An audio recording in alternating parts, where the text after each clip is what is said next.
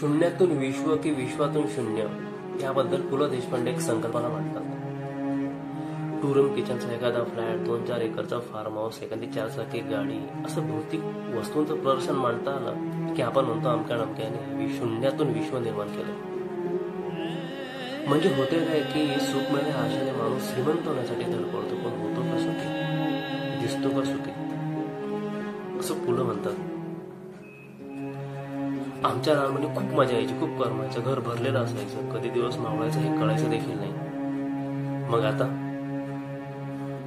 काय झालं, मजा कुठं गेली ती? का बऱ्याच जणांना एकटं एकटं वाटतंय, छातीत 25-30 नंतर दडदडतंय. कशामुळं करमत नाही? कारण पुला सांगतात विश्व निर्माण करण्याची व्याख्याच कुठेतरी चुकली.